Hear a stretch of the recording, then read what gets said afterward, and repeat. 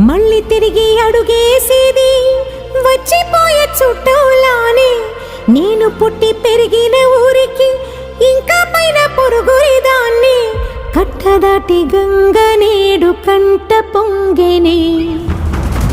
ఎంత ఎంత యాతనో ఎంత గుండె కోతనో ప్రాణమోలే పెంచుకున్న పిచ్చి నాన్నకు దూలమిరిగి భుజముపై పడిన పిడుగు పాటిది. ఇంతకన్నా నరకమే లేదు జన్మకు. ఇంతేనేమో ఇంతేనేమో ఇంతవరకేనేమో